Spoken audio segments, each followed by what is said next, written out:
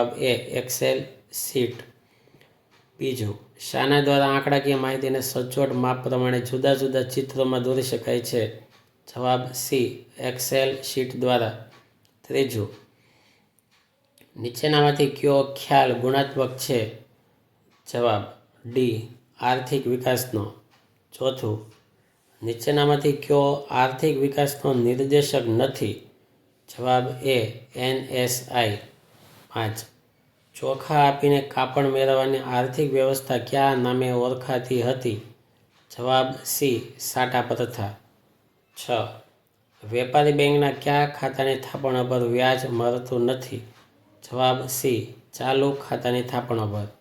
7. RBIનું રાષ્ટ્રીયકરણ કયા વર્ષમાં કરવામાં આવ્યું? જવાબ સી 1949માં. 8. તેંડુલકર સમિતિની ભલામણો મુજબ વર્ષ 2011-12 માટે શહેરી ક્ષેત્રોની ગરીબી રેખા નક્કી કરવા માસિક કેટલા રૂપિયા નક્કી કર્યા છે? જવાબ સી 1000 રૂપિયા. 9. વર્ષ ખાલી જગ્યામાં રાષ્ટ્રીય ગ્રામીણ રોજગાર ગેરંટી કાનૂન મંજૂર કરવામાં આવ્યો? જવાબ બી 2005. 10. ભગવતી સમિતિ કઈ સમસ્યાના અભ્યાસ માટે રચાઈ હતી? જવાબ એ બેરોજગારીની. 11. કોઈ પણ વ્યક્તિ માત્ર ત્યારે જ બેકાર કહેવાય છે કે જ્યારે તેની કામ કરવાની ઈચ્છા હોવા છતાં કામ ન હોય. આ વ્યાખ્યા કોણે આપી છે? જવાબ એ પ્રોફેસર પિગુએ. 12. ભારતમાં વસ્તી ગણતરી દર કેટલા વર્ષે કરવામાં આવે છે? જવાબ એ 10. 13. નીચેનામાંથી કયો ઉપાય વસ્તી નિયંત્રણનો નથી? જવાબ સી શિક્ષણનું સ્તર. 14.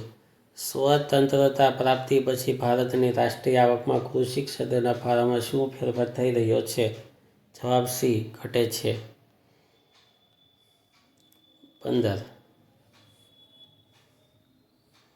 લેણદેણની તુલનામાં કેટલા પ્રકાર હોય છે? જવાબ બી 2. 16. નાણાકીય વર્ષ 2014-15માં ભારતની આયાતો અને નિકાસોમાં સૌથી વધુ ટકાવાર હિસ્સો વિશ્વના કયા પ્રદેશનો હતો? જવાબ સી એશિયાનો. 17. ભારતમાં વિશિષ્ટ આર્થિક વિસ્તારનો અમલ કયા વર્ષથી થયો? જવાબ સી 2000થી. 18. નીચેના પૈકી કયો ઉદ્યોગ લઘુ ઉદ્યોગ નથી? જવાબ બી કલાત્મક ચીજવસ્તુઓ. 19. નર્મદા નદી પર બંધ બાંધવાથી થતું વસ્તીનું સ્થળાંતર કેવું ગણાય છે? જવાબ ડી વિકાસલક્ષી. 20. ખાદ્ય જંગલ મોડેલમાં તુવેરના કેટલા છોડનું વાવેતર કરવામાં આવે છે? જવાબ ડી 640. આ જવાબને આવી રીતે લખવાના હોય છે. ક્રમ લખવાનો, ABCD ક્રમ લખવાનો અને સાચો જવાબ લખવાનો. આવી રીતે 20 જવાબ લખવાના. વિભાગ બી, તેમાં 10 સવાલો છે અને 10-10ના જવાબો આવી રીતે આપેલા છે. NSSOનું તેમજ CMIEનું પૂરું નામ જણાવો. જવાબ NSSO national sample survey organisation. CMIE centre for monitoring Indian economy. સવાલ 22. આર્થિક વૃદ્ધિ એટલે રાષ્ટ્રીય આવકનો વૃદ્ધિ દર. આ વ્યાખ્યા કોણે આપેલી છે? આ વ્યાખ્યા હેન્સન નામના અર્થશાસ્ત્રીએ આપેલી છે. સવાલ 23. 1962 પછી કુલ થાપણોનો કેટલા ટકા CRR રાખવાનું RBIએ નક્કી કર્યું છે? કેમ? જવાબ ભારતમાં 1962 પછી કુલ થાપણોના 3%થી 15% વચ્ચેની રકમ CRR તરીકે રાખવાનું નક્કી કર્યું છે. શું કામ? કે પૂરતા રોકડ નાણાં રહે તે માટે. સવાલ 24. શિડ્યુલ બેંક કોને કહેવાય? તેમાં કઈ બેંકોનો સમાવેશ થાય છે? જવાબ બેન્કિંગના કાર્યો કરતી જે કંપનીઓ રિઝર્વ બેંક ઓફ ઇન્ડિયાના 1934ના કાયદાની બીજી અનુસૂચિમાં આવતી હોય તેને શિડ્યુલ બેંક કહેવાય છે. તેમાં વેપારી બેંકો અને સહકારી બેંકોનો સમાવેશ થાય છે. સવાલ 25. નિરપેક્ષ ગરીબી કોને કહેવાય? તે બીજા કયા નામથી પણ ઓળખાય છે? જવાબ ગરીબી રેખાથી ઓછી આવક કે ખર્ચ ધરાવતો વર્ગ નિરપેક્ષ ગરીબ કહેવાય છે. નિરપેક્ષ ગરીબી સંપૂર્ણ ગરીબી તરીકે પણ ઓળખાય છે. સવાલ 26. પ્રધાનમંત્રી કૃષિ સિંચાઈ યોજના ક્યારથી શરૂ કરવામાં આવી છે? આ યોજનામાં કયું સૂત્ર આપવામાં આવ્યું છે?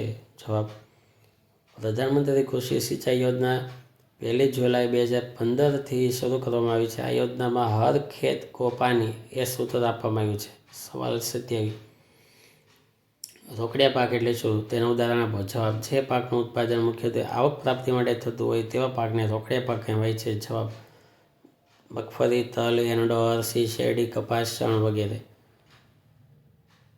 સવાલ 28. ભારતમાં રૂપિયાનું અવમૂલ્યન ક્યારે વધે છે અને ક્યારે ઘટે છે? તેની શી અસર થાય છે? જવાબ: ભારત માટે હુંડિયામણનો દર વધે તો રૂપિયાનું મૂલ્ય ઓછું થાય અને ભારત માટે હુંડિયામણનો દર ઘટે તો રૂપિયાનું મૂલ્ય વધે છે. પરિણામે આયાતો વધે છે અને નિકાસો ઘટે છે. સવાલ 26. ગૃહ ઉદ્યોગ એટલે શું? તેના 2 ઉદાહરણ આપો. જવાબ: વીજળી યંત્રોના ઉપયોગ વિના સાદા ઓજારો વડે નહિવત મૂડીરોકાણથી કુટુંબના સભ્યો દ્વારા ચાલતા ઉદ્યોગને ગૃહ ઉદ્યોગ કહે છે. ઉદાહરણ: ખાદી, ખાખરા, પાપડ વગેરે. સવાલ 30. 10 પરણીય અર્કમાં પાંદડાની ચટણી બનાવવા શેનો ઉપયોગ ટાળવો જોઈએ? જવાબ: 10 પરણીય અર્કમાં પાંદડાની ચટણી બનાવવા માટે યાંત્રિક સાધનોનો ઉપયોગ ટાળવો જોઈએ. તો આટલા જવાબો લખી પાકા કરજો. ડાયરેક્ટ મોબાઈલમાંથી પાકા કરો. Thank you very much.